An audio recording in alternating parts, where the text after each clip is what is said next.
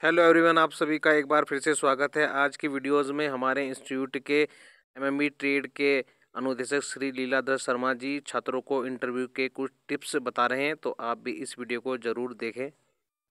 अपना इंट्रोडक्शन देते हैं, वो चीज भी इसमें आएगी, शामिल होगी। ठीक है, तो होता क्या है मैं आपको बताऊं, जब हम किसी भी ऑर्गेनाइजेशन में या किसी भी इंस्टीट्यूट में या किसी भी कंपनी में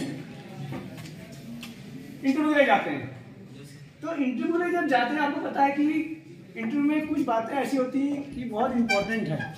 अभी भी 3 बच्चे अशोका लेलैंड ने रिजेक्ट किए थे इंटरव्यू की वजह से।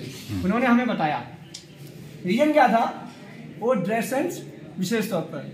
देखो कहते हैं first impression is the last impression. पहला इंप्रेशन ही आपका लास्ट इंप्रेशन है। अगर पहले इंप्रेशन में आप फेल हो गए, रिजेक्ट हो गए, तो फिर कंपनी आपके बारे में सोचती नहीं है। ठीक है, होता क्या है कि जब हम किसी भी कंपनी में इंटरव्यू ले जाते हैं तो वहां पर सबसे पहले हमारे पास अपना सीवी होना चाहिए। क्या होना चाहिए? सीवी सभी के पास होना चाहिए। सीवी में क्या होता है, आपकी पर्सनल डिटेल होती है, उसको क्यूरिकुलम विटाई बोलते हैं या कई बार रिज्यूम भी बोल देते हैं। ठीक है, उसमें क्या होता है आपका पर्सनल डिटेल होती है। पर्सनल डिटेल आपका नाम होगा, आपके फादर का नाम होगा, आपकी डेट ऑफ बर्थ होगी, आपकी एजुकेशन या क्वालिफिकेशन होगी, कितने आपने पास किया है, कहाँ से किया है, किस संघ में किया है। फिर अगर आपके पास कोई एक्सपीरियंस है तो अनुभव भी होगा कि हमने इतने साल यहाँ काम किया है। कुछ टेक्निकल एजुकेशन आपके पास है, क्वालिफिकेशन है, तो वो भी उसमें मेंशन होगी। उसके बाद उसमें इसके अलावा आपका फैमिली बैकग्राउंड भी होगा थोड़ा सा। ठीक है, फैमिली बैकग्राउंड भी होता है कि आपके फादर क्या करते हैं, आपकी मदर क्या करते हैं, या आपके कितने भाई बहन हैं आप, ये चीज़ भी उसमें मेंशन रहती है। फिर और इसमें एक बहुत इंपॉर्टेंट चीज़ होती है कि आपकी स्ट्रेंथ, आपकी क्या मजबूती है। ठीक है, स्ट्रेंथ सभी में होती है, और कुछ वीकनेस होती है, कमजोरियाँ होती है, वो कमजोरी भी उसमें मेंशन रहती है। उसके अलावा आपकी हॉबी क्या है, ये चीज़ आपकी सीवी में लगभग मेंशन रहता है। ठीक है, तो सीवी तो बाद में देखा जाता है। सबसे पहले क्या होता है, आपका इंप्रेशन जो है, जब आप इंटरव्यू देने जाते हैं किसी भी ऑर्गेनाइजेशन में, आपके पास सीवी होना चाहिए। उसके बाद यह कह रहा है, सबसे पहली बात है ड्रेस सेंस। अब जब हम किसी भी ऑर्गेनाइजेशन में जाते हैं इंटरव्यू के लिए, तो आपकी जो पोशाक है वो एक फॉर्मल ड्रेस में होनी चाहिए। किसमें होनी चाहिए? Formal dress. फॉर्मल ड्रेस में पैंट शर्ट, उसमें भी नेवी ब्लू भी हो सकती है, ब्लू भी हो सकती है, ग्रे भी हो सकती है। ठीक है, ये नहीं कि बिल्कुल चटक भटक कपड़े हम पहन रहे हैं, वो अलाउ इंटरव्यू में नहीं होता है। दूसरी चीज, आपकी जो बाल है, जैसे ये बाल दिख रही है, ये अच्छे शोभा नहीं दे रहे। ठीक है, डोंट माइंड, बट मैं बता रहा हूँ ऐसे बाल आपके छोटे होने चाहिए और कॉम्ब किए होने चाहिए। क्या होने चाहिए?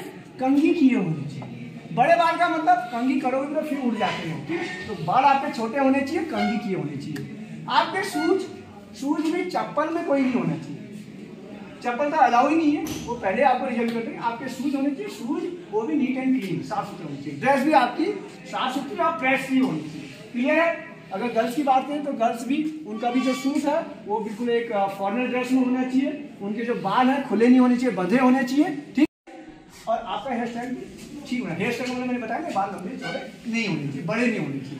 ठीक है, क्लियर है? ये आपका हेयर स्टाइल।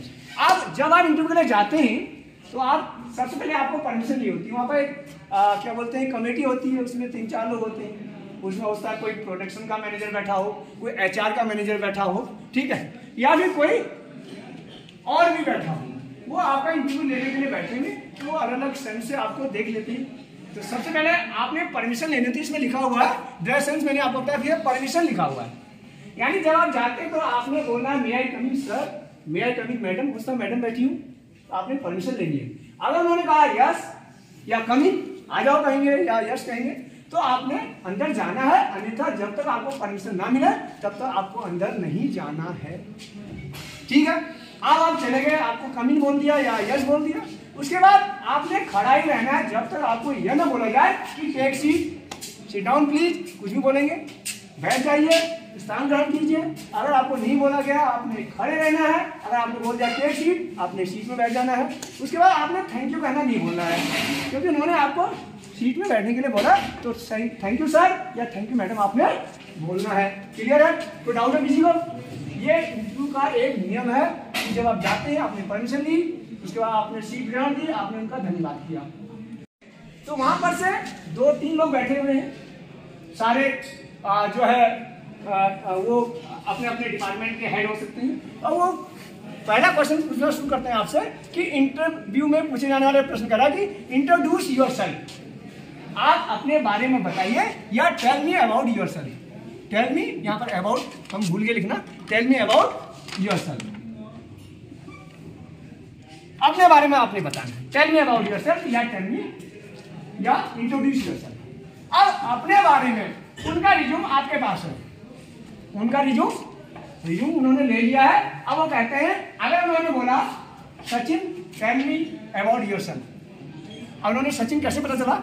आपने रिज्यूम में नाम लिखा हुआ है सचिन। जब उन्होंने बोला कि Sachin tell me about yourself या इंट्रोड्यूस योरसेल्फ, तो अब आपने अपना नाम नहीं बताना है, माय नेम इज सचिन। उनको पता चल चुका है कि आप सचिन हो, आपने अब सचिन नहीं बताना है। हाँ, अगर वो कहते हैं, रिज्यूम उनके पास, वो कहते हैं टेल मी अबाउट योरसेल्फ, तब आपने बताना है कि माय नेम इज सचिन, मेरा नाम सचिन है, या आई एम सचिन, मैं सचिन हूँ। या ऐसा भी बोल सकते हैं, जब हम आमने सामने होते हैं ना, आमने सामने, आपकी नजर मेरे पास है, मेरी नजर आपके सामने, तो यहाँ पर हम ये भी बोल सकते हैं this is Sachin before you, this is Ajay before you, जो जिसका नाम है, हम आमने सामने, ठीक। तो वहां पर हमने क्या बोलना है? This is Ajay, this is Sachin, this is क्या बोलते हैं, हरीश बिफोर यू। अब होता क्या है, अगर आप मेरे सामने नहीं हो, मैं वैसे बात कर रहा हूं, ठीक है, तो उस कंडीशन में क्या होगा? इन फ्रंट ऑफ यू, आप बोलोगे this is Ajay in front of you. और अब जब क्या होता है कि जब हम अपोजिट होते हैं, जैसे मेरा फेस इधर को है, ईस्ट को है, और आपका फेस जो है वेस्ट को है, यानी एक दूसरे के अपोजिट है, तो उस कंडीशन में आपने बोला है दिस इज अजय या this is Harish opposite side, ठीक है, वहां पर अपोजिट साइड बोलेंगे। क्लियर है? कोई डाउट है? अगर वो कहते हैं Ajay tell me about yourself, Ajay अपने बारे में बताइए, तब आपने अपना नाम नहीं बताना है, क्योंकि उनको आपका नाम पता चल चुका है। कोई डाउट है? दूसरी चीज आती है, आपने बताया, अपना नाम बताया, फिर आपने बताया आई एम 18 ईयर्स ओल्ड, या I am 19 years old, I am 20 years old. आप जितने साल के हो, आप ये बताइए कि मैं इतनी उम्र का हूं। क्लियर है? आपने एज भी बता दी, उनको पता चल गया। कंपनी को यह भी पूछने की जरूरत नहीं, कंपनी आजकल क्या करती है, 22 साल से ऊपर नहीं रखती है, 21 साल से ऊपर नहीं रखती है, 23 साल से ऊपर नहीं रखती है, कुछ नियम है कंपनियों के, 24 साल से ऊपर नहीं रखती है। जब उनको पता चल गया कि ये कह रहे कि आई एम 20 ईयर्स ओल्ड, 20 साल का हूं, उनको पता चल गया हमारी कंपनी के लिए फिट है या नहीं है, फिर उनको एज पूछने की जरूरत नहीं आ रही है, तो 20 साल का। क्लियर है? उसके बाद फिर आपने बताना अपनी क्वालिफिकेशन। क्या बताना है? क्वालिफिकेशन में यानी एजुकेशन, आप कितना आपने पास किया, एजुकेशन और थोड़ा सा टेक्निकल क्वालिफिकेशन में थोड़ा सा अंतर है, आपने एजुकेशन बतानी है, ठीक है। एजुकेशन में आपने क्या बताना है? अगर आपने इंटर किया है, या हाई स्कूल किया है, या ग्रेजुएशन किया है, या पोस्ट ग्रेजुएशन किया, जो भी आपने किया है, लास्ट क्वालिफिकेशन आप बताएंगे। ये नहीं, मैं सुनता हूँ यहाँ पर आप लोग कहते हैं आई have done 10th and 12th। जब आपने 12th बता दिया तो 10th तो किया ही होगा, 10th बताने की क्या जरूरत है? 10th नहीं बताना है। जब आप 12th हैं तो 12th आपने कैसे किया? बिना 8 पास किया, बिना 10 पास किया 12th कर लिया? नहीं, आपने 8 भी किया होगा, फिर 10 भी किया होगा, तभी तो आपने 12th किया ना। तो आपने बोलना आई have done 12th class, I have done intermediate. 10th बताने की जरूरत नहीं है। आप ग्रेजुएशन हो, आपने बीए किया, बीएससी किया, तो वहां पर इंटर बताने की जरूरत नहीं है, इंटर के बाद तो ग्रेजुएशन होता है, तो आपने वहां पर बोलना है आई have done graduation, I have done post graduation, ठीक है। अब फ्रॉम कहां से?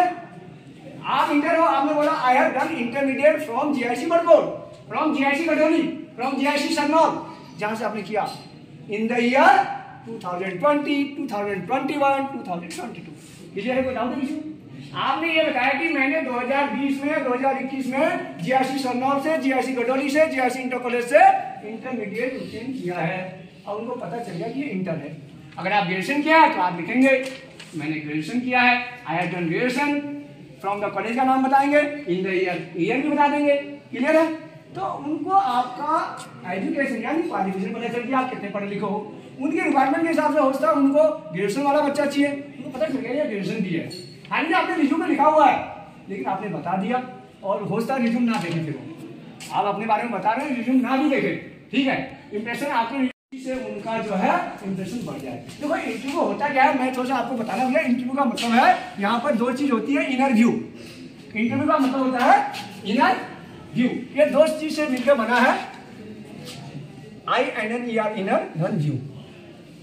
आपके अंदर क्या है वो इंटरव्यू लेने वाले को जानना है, जो साक्षात्कार लेने वाला है वो आपके अंदर की चीजें जानना चाहता है कि आपके अंदर क्या है, क्या क्वालिटीज है, क्या स्ट्रेंथ है, क्या वीकनेसेस है, वो जानना चाहता है सारा, ठीक है। समझिए आप कहाँ के हो, क्या हो, वो सब कुछ जानना चाहता है। तो इंटरव्यू का मतलब होता है इंटरव्यू, आपका इंटरव्यू जानना चाह रहे हैं, रिज्यूम उसके पास है, छोड़ दीजिए, उसका रिज्यूम भी ना देखिए। उसके बाद आपने बता दिया अपनी एजुकेशन बता दी। अगर इसके साथ साथ हो सकता है किसी ने क्या किया, इंटर के साथ साथ या हाई के साथ साथ कोई क्या करता है, कोई 3 महीने का 6 महीने का कोर्स भी कर लेता है, ठीक है। तो आपने लिखना है, आपने उसमें बोलना है आई have done intermediate along with 6 month diploma, along with 3 month diploma, along with 1 month diploma, ठीक है। जिससे आपने किया वो भी बोल देगा, यानी मैंने इंटर के साथ साथ जो है ये 6 महीने का डिप्लोमा भी मेरे साथ है, अलॉन्ग विद, यानी इसके साथ जो है मेरे साथ ये डिप्लोमा भी है। क्लियर है? 6 महीने का, 3 महीने का, 2 महीने का, 1 महीने का, साल भर का। अब अगर आपने ITI कर रखी है, ITI कर रहे हैं आप लोग, ठीक है, अगर आप कर रहे हैं, इंटरव्यू वाला पहले आता है आपके पास, आपका फाइनल तो हुआ नहीं है, तो आप क्या बोलेंगे वहां पर, क्या बोलेंगे, आई एम डूइंग, आप बोलेंगे आई am doing ITI from beta trade, I am doing ITI from MMB trade. अगर कैसे कर रहे हैं ना, तो आपने बोला आई एम डूइंग, ठीक है, ITI, I am doing ITI, मैं ITI कर रहा हूं from MMB trade, mechanic motor vehicle trade से, from beta trade, from steno, जो भी आपका ट्रेड है आपने अपने ट्रेड के बारे में बताना है, ठीक है, कि मैं स्टेट से ITI चुके हैं। अगर ITI कर चुके तो वहां पर चेंज हो जाएगी भाषा, तो वहां पर लिखेंगे आई हैव डन, कंप्लीट हो गया ना ITI, तो आप वहां पर लिखेंगे आई have done ITI in fitter trade, I have done ITI in mechanic motor vehicle trade, या I have done ITI ... trade। जिस ट्रेड से आपने ITI किया है उस ट्रेड के बारे में आप बताएंगे, क्लियर है। अब उसको ये भी पता चल गया कि इसने फिटर से ITI करी है या ये कर रहा है, उसको पता चल गया। अब फिटर से उसको पता चल गया, उसके दिमाग में आएगा कि फिटर का है, इससे क्या सवाल पूछना है। दूसरा जो बैठा है उसके दिमाग में तैयार रखेगा वो कि भाई इससे फिटर का है, उससे बंदे के बारे में पूछूं, माइक्रोमीटर के बारे में पूछूं, कि हाई गियर के बारे में पूछूं। दूसरे वाले ने तैयार कर लिया, जो किसका होगा, ट्रेड स्पेसिफिक बॉस बैठा होगा वहां पर, वो उसके दिमाग में आ गया फिटर का है, इसे क्या पूछना है उसने, ये पूछने वाला कोई और है अभी आपसे, ठीक है। दूसरे ने क्वेश्चन शुरू कर दिया आपके लिए, लेकिन आपको पता नहीं है अभी, ठीक है, ये बता दिया आपने। एक्सपीरियंस, अब कई बार क्या होता है, बच्चे ऐसे भी होते हैं 2 साल एक साल कहीं काम करके आते हैं, जैसे यहाँ पर हमारे यहाँ पर एक हिमांशु डोभाल है, उसने 1 साल 2 साल किसी ऑथराइज्ड सर्विस सेंटर में काम किया है, ठीक है। उसके बाद वो ITI करने आया, उसके दिमाग में चला यार ITI करूंगा तो मैंने अपना सर्विस सेंटर खोलना, तो और मुझे हेल्प मिलेगी ITI के सर्विस से, तो वो एक्सपीरियंस लेके आया। होते हैं ऐसे कई बार एक्सपीरियंस लेके आ जाते हैं। तो अगर आपके पास एक्सपीरियंस है तो आपने वो भी बताना है, उसमें आई हैव वर्कड, मैं काम कर चुका हूँ, विद किसके साथ, उस कंपनी का नाम बताना है। I have worked with Maruti Jog Limited, I have worked with Honda Car India Limited, I have worked with Hero Motocorp Limited, जिसके साथ उसने काम किया, या I have worked with Mahindra, ठीक है, या कोई और कंपनी है, छोटी मोटी जो भी कंपनी है उसके साथ उसने काम किया, तो उसने अपना बोलना है कि I have worked with Mahindra Limited, ठीक है, हरिद्वार प्लांट, जहां भी उसने काम किया, गुजरात प्लांट, ठीक है, दिल्ली प्लांट, जिस प्लांट में काम किया उस प्लांट का नाम उसने लेना है, क्लियर है।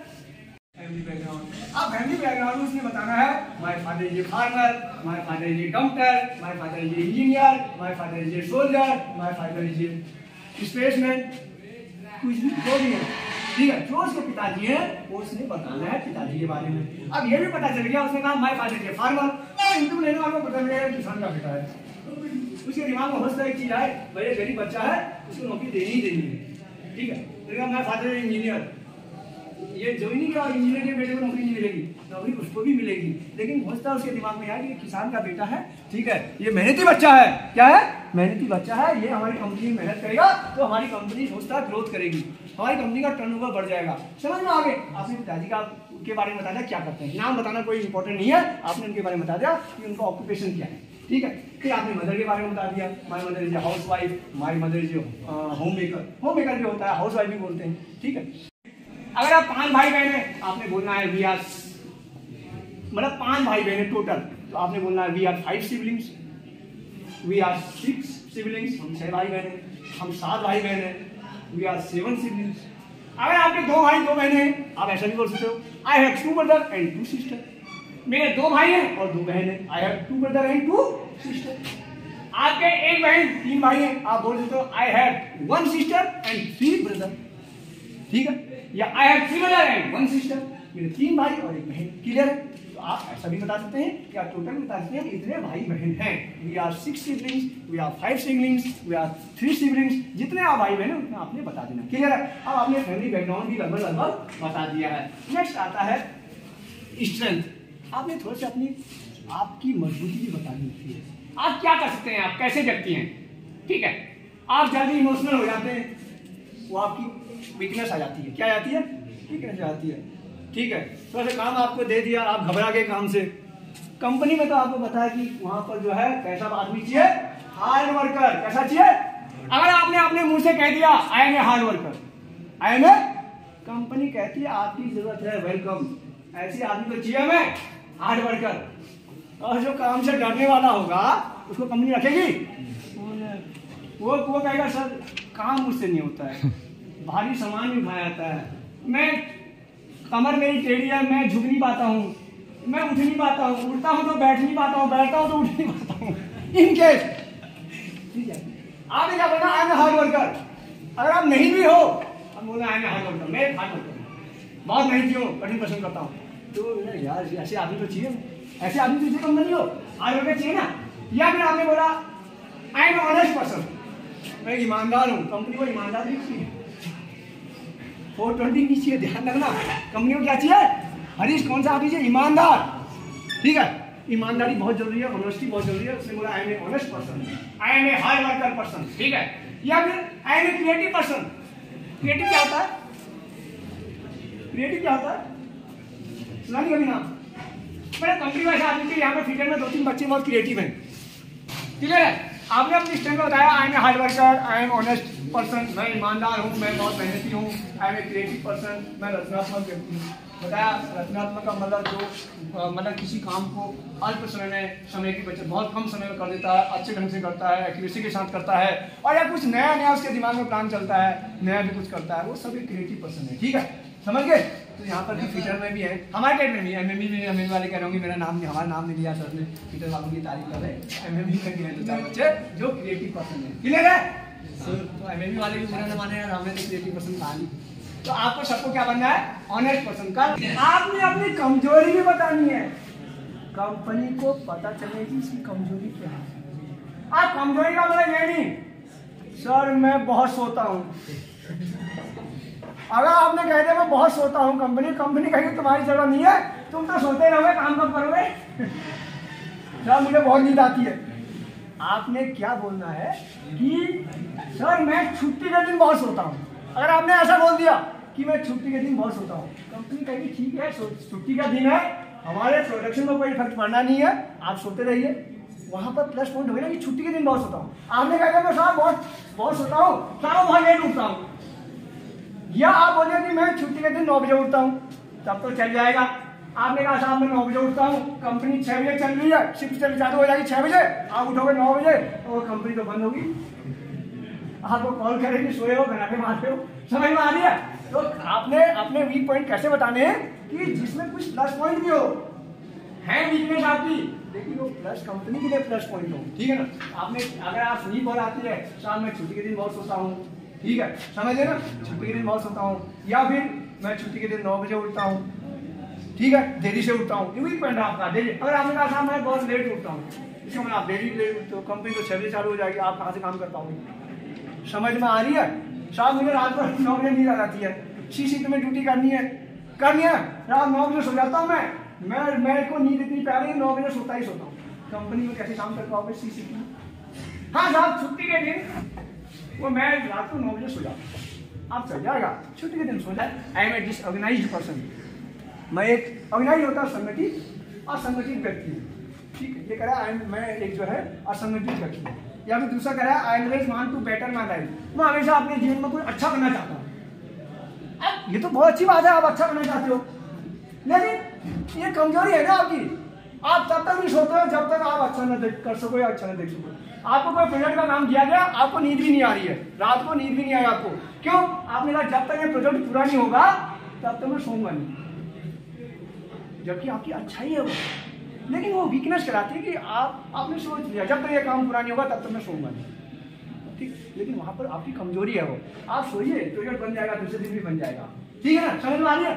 तो कुछ कमजोरियां होती हैं, ये आपने वहाँ शो करनी है, उससे पता चल जाता है कि कमजोरी क्या है इसकी, ठीक है, वीक और स्ट्रेंथ क्या है इसकी, जो अंदर ताकत है, मजबूती है, काम करने की क्या कर सकता है, ठीक है, वो भी पता चल गया। नेक्स्ट आता है हॉबीज। हॉबीज में आपने जरूर बतानी है, क्योंकि कंपनी में बहुत सारे प्रोग्राम होते हैं, होते हैं ना, कंपनी में प्रोग्राम होते हैं। हो सकता है आप फुटबॉल के बहुत बड़े खिलाड़ी हो, आप वॉलीबॉल के बहुत बड़े खिलाड़ी हो, क्रिकेट के खिलाड़ी हो, कंपनी को पता चल गया यार क्रिकेट का खिलाड़ी, आपने बोला आई एम ए या आई लाइक क्रिकेट, ठीक है, I like music, I like singing, I like swimming, क्या बता स्विमिंग के बहुत बड़े खिलाड़ी हो, बास्केटबॉल के हो, तो आपने अगर अपनी हॉबी बता दी तो कंपनी बदल ये इस तरह का खिलाड़ी है, आपने कहा मैं नेशनल लेवल तक गया हूँ या स्टेट लेवल तक गया हूँ, ठीक है, या इंटरनेशनल लेवल तक गया हूँ, कंपनी को पता चलेगा क्या किस लेवल के खिलाड़ी है, उससे क्या होगा आपकी वैल्यू कंपनी के लिए बढ़ जाएगी। जिस काम के लिए आपको अपॉइंटमेंट किया गया है, हो सकता हो आपका वो काम न करके अब आपका काम चेंज हो गया, क्योंकि आप एक इंटरनेशनल या नेशनल लेवल के खिलाड़ी हैं, ठीक है, आपको उसी काम में व्यस्त रखा जाएगा, क्योंकि कंपनी को भी तो अपना नाम करना है ना। अगर आप कंपनी के लिए मैच जीत के आएंगे तो कंपनी का नाम होगा कि इस कंपनी में देखो हीरो मोटोकॉर्प लिमिटेड जो है ये ट्रॉफी जीत के आई है,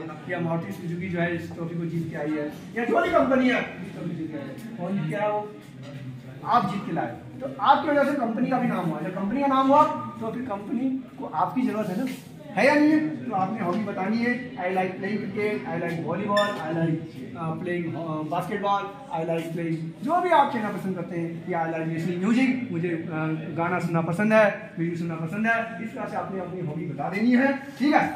ये था आपका पहला क्वेश्चन कि भाई पहला क्वेश्चन था कि इंट्रोड्यूस योरसेल्फ या टेल मी अबाउट योरसेल्फ, अपने बारे में बताइए, आपने अपने बारे में डिटेल में बताइए।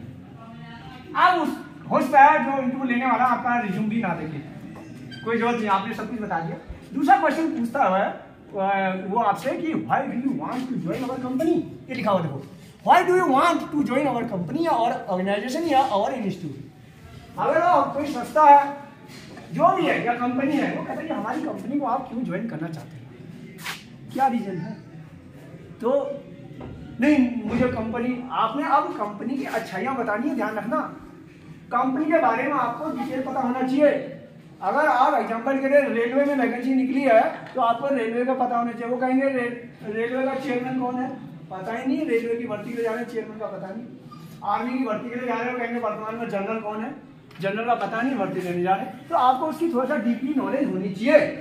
जिस ऑर्गेनाइजेशन में, जिस इंस्टीट्यूट में या जिस कंपनी में आप इंटरव्यू जा रहे हैं, मारुति कंपनी जा रहे हैं तो मारुति के बारे में पता होना चाहिए, उसकी स्थापना कब हुई, मारुति का टर्नओवर कितना है, कौन सी सेगमेंट की कारें हैं, ठीक है, कौन सी लग्जरी कारें हैं, कौन सी सिंपल कारें हैं, ठीक है, और उसकी ग्रोथ क्या है, कब उसकी स्थापना हुई, कितने उसके एम्प्लॉई हैं, ठीक है, उनकी सैलरी स्ट्रक्चर क्या है, लगभग आपको कंपनी के बारे में पता होना चाहिए। वो पूछेगा कंपनी क्यों ज्वाइन करना चाहते हो, why do you want to join our company, why do you want to join our organisation, ठीक है, तो आपने थोड़ा कंपनी अच्छा ही बता देनी है, ये कंपनी इसलिए अच्छी है, मुझे इसलिए अच्छी लगती है, इसलिए मैं यहाँ ज्वाइन करना चाहता हूँ, मेरा यहाँ पर फ्यूचर्स मैं लगता है कि मेरा फ्यूचर जो यहाँ पर सेफ है, ये कंपनी इतना टर्नओवर है इसका, ये कंपनी की मार्केट वैल्यू है, कंपनी जो है एक उसको बोलते हैं जिसका दबदबा होता है मार्केट में, क्या बोलते हैं इसको, क्या बताएगा, जिसका मार्केट में दबदबा होता है, क्या बोलते हैं कंपनी को, लीडर मैन्युफैक्चरर।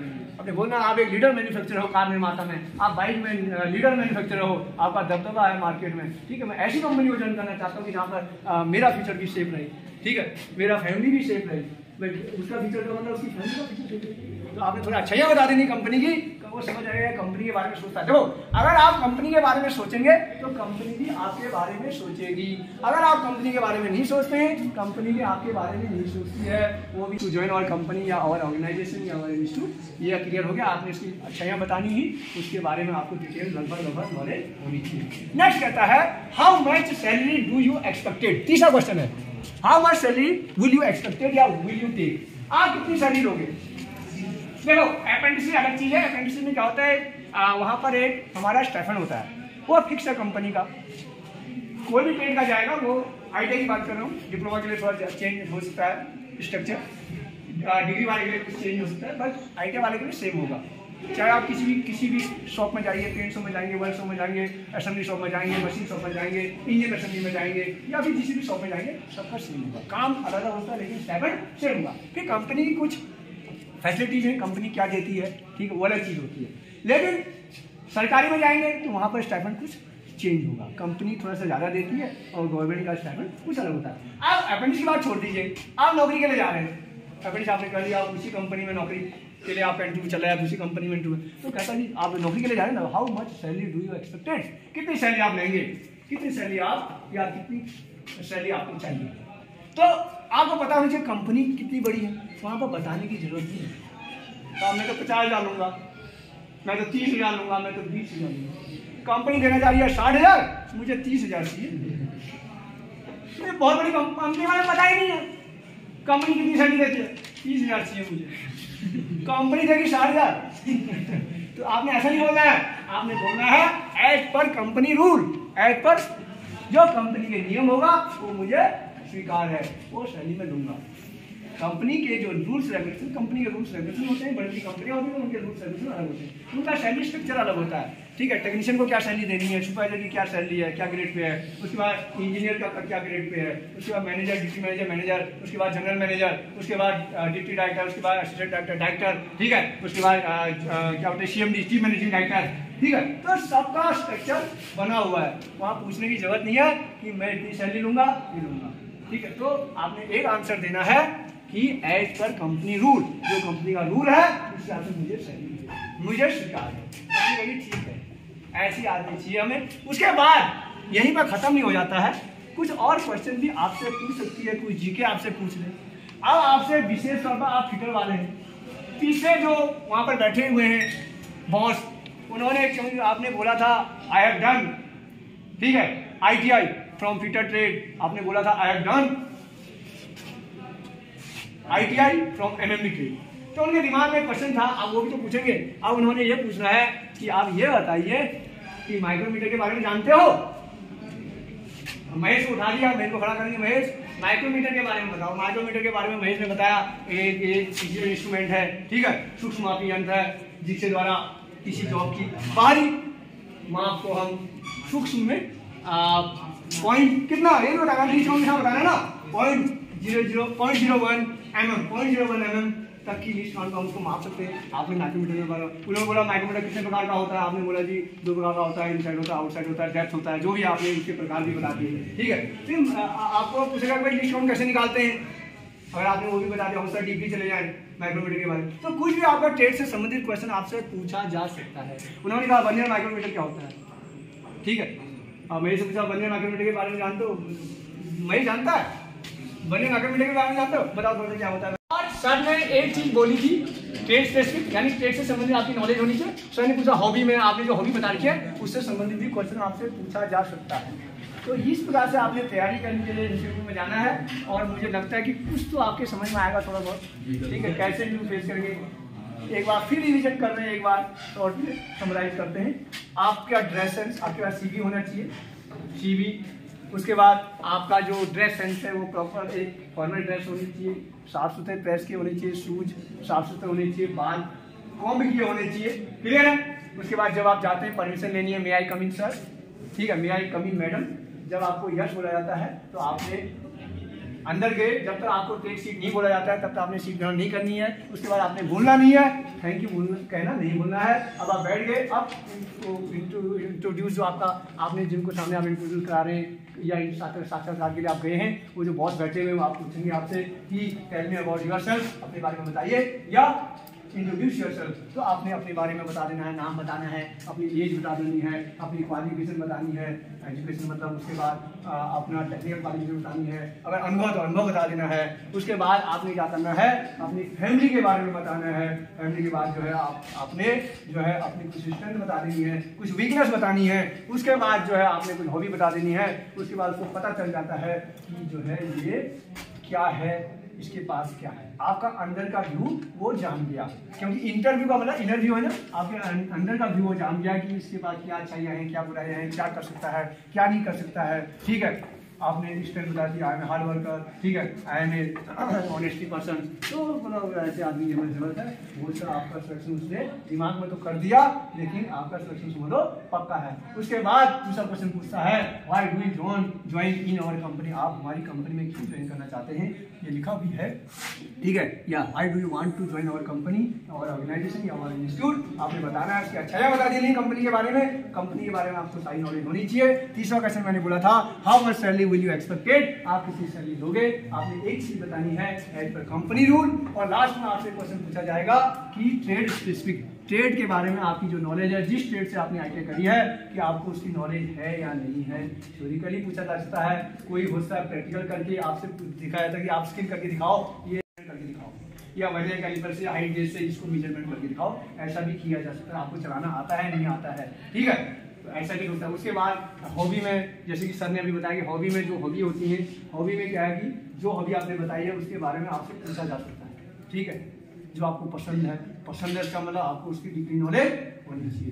तो मैं समझता हूँ कि आपको काफ़ी कुछ समझ में आया होगा। नेक्स्ट टाइम जब भी आप इंटरव्यू ले जाएंगे और जो मैंने इंस्ट्रक्शंस आपको बताए हैं, ये आप फॉलो करके जाएंगे और इस इंटरव्यू में कोई भी फेल नहीं होगा, सब सक्सेस होंगे, मुझे उम्मीद है। ठीक है, ओके।